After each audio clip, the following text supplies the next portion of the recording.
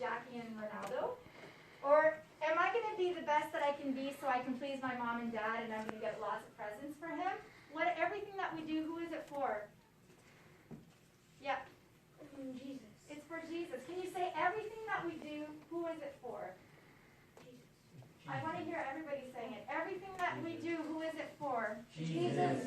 Now you guys are going to repeat everything that I do for Jesus. Can you say it?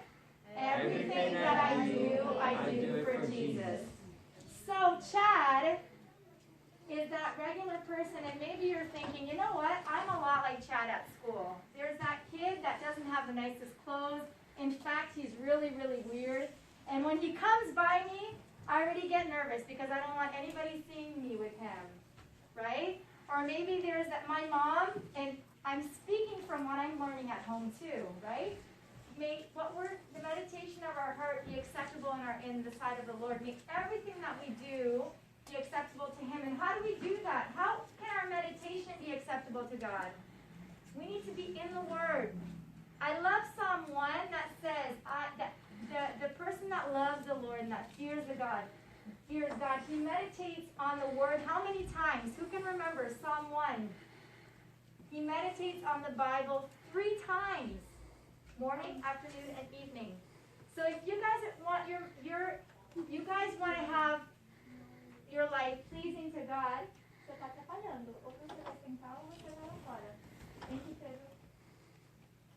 if you guys want your lives to be pleasing to God, what are you guys going to do? Are you guys going to be on TikTok and doing the dance in the bathroom so everybody can see the dance? Or are you guys going to be, talking on Xbox? And this is one of the things that is almost banned in my house.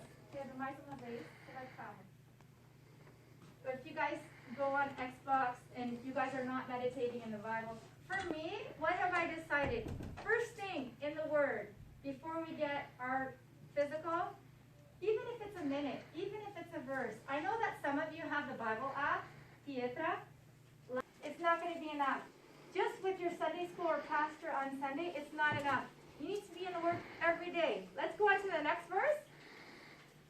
Matthew 12, 34 and 35. Listen up, okay? For the mouth speaks of what the heart is full of. A good man brings good things out of the good stored up in him, and the evil man brings evil things out of the evil stored up in him. So guys, after we're in TikTok all day, or Instagram, or whatever it is that we do, and we only see things that are not appropriate, by the end of that 1 week, and mind you, you guys been at home this whole COVID. A lot of you have been in your room for the whole COVID. I know from your parents that you guys are not getting out of your room during that time. They're like, they're in their room all day. I'm like, wow, there's so much things to do in their room. I don't have anything to do in my room. But anyway, you guys are there.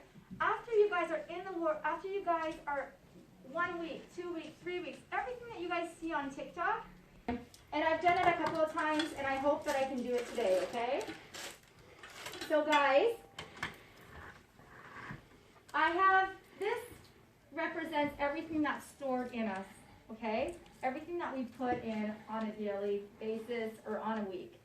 If we start our day off with, God, thank you for today. It's an awesome day. Teach me through your Word, even if it's one verse, and help me to live whatever it is that I've learned. So you're going to start off with the Bible. This is a big Bible. I wanted a smaller Bible, but I don't have one anymore.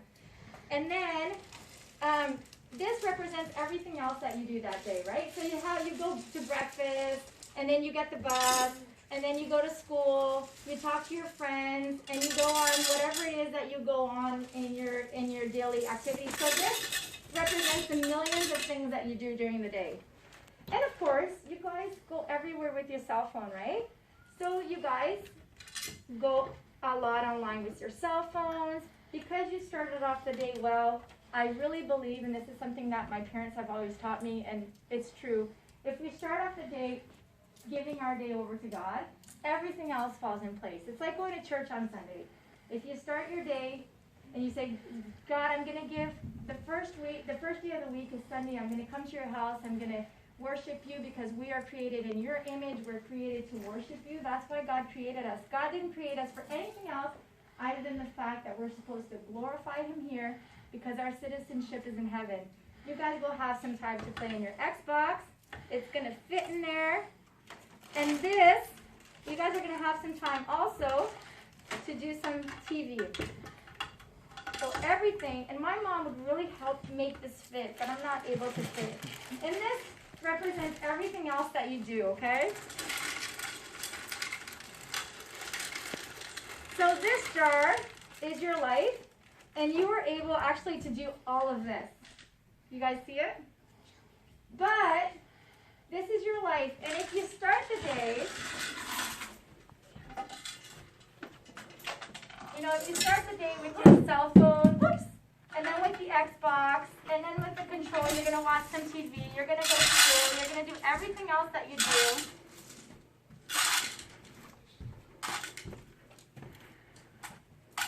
And then you're going to get in the Word, and you're going to try, at the end of the day, when you're tired and beat, you're going to try to get in the Word. It's just not going to fit. There's not going to be enough time for that. By the end of it, you're going to be tired. You're not going to learn anything. And your jar is going to be filled with everything that's not important.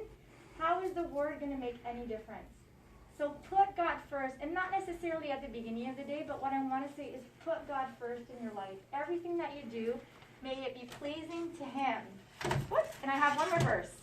Let's go. And, whoops, going back to Chad, right? That his mom asked him for help. He just brushed her off. The teacher asked him for respect, and he was just above authority, right? Everything that we as Christians cannot be. If we do that, and there's another Christian in this class, he's going to be like, man, that's a heathen, for sure. That person does not know God. And if we are a Christian, and that other Christian sees us behaving like that, he's going to be like, I'm going to stay away, or he's going to think that all Christians are like that guy. So you guys need to be above reproach. How is God going to be able to use you in your life, use you in other people's lives, so that you can be a blessing, so that people can say, Bianca, you're so nice. Like, how do you do it? That you're beautiful, because you are. You have this amazing family. You're nice to everybody. Like, how can you be like that? You can say, you know what? It's just what I learned. I learned from God that I just have to be nice to everybody, and I have to be the best, and I have to be the best that I can be. But if it's the opposite, you can be sure that nobody's going to approach her, and she's going to attract only people that are like her, bullies, people that are mean, people that, will never be with you for the rest of your life. They're going to be there to get whatever they can from you, and at the first opportunity, they're going to go away. The Bible says, and this is my final verse for you guys, time is ticking.